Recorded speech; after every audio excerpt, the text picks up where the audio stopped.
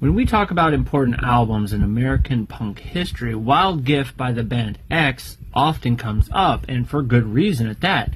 Released in 1981, Wild Gift isn't just about a punk record, it's a pivotal moment in the genre's evolution. It captures a specific time and place, early 1980s Los Angeles, while still pushing the boundaries of what punk music could sound like and feel like. Now, one of the first things about Wild Gift stands out is how it approaches punk differently. At the time, a lot of punk bands were leaning hard into aggression and raw energy, which was exciting, sure, but X took a different route. They infused their sound with elements of rockabilly, country, and even some roots rock.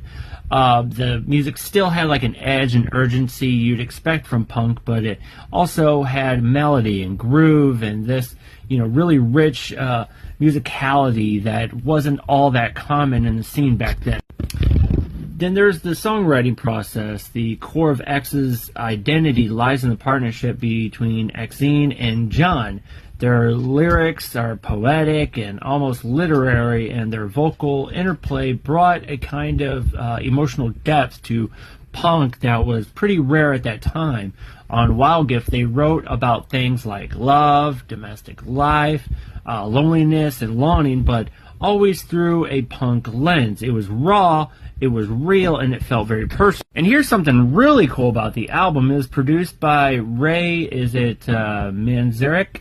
The keyboardist from The Doors. Now, this one blew my mind.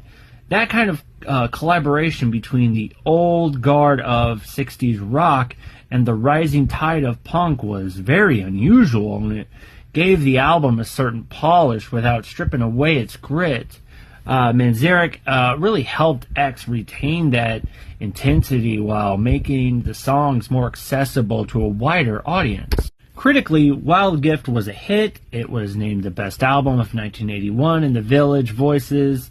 And over the years, it continued to show up on a list of the best punk and rock album of all time.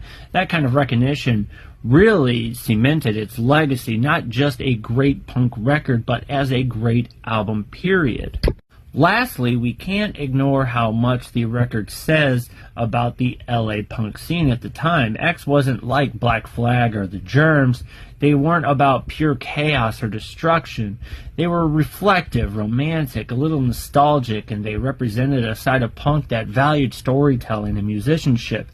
In doing so, they helped shape what would later become alternative rock and even some Americana-infused punk. So when we call Wild Gift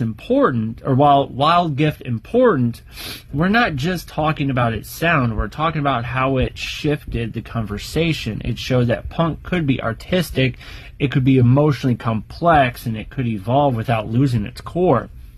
That's the legacy about Wild Gift. An album that stood at the crossroads of punk rebellion and poetic expression and left permanent mark on both. If you haven't checked this album out, check it out. It's amazing. Let me know what you think.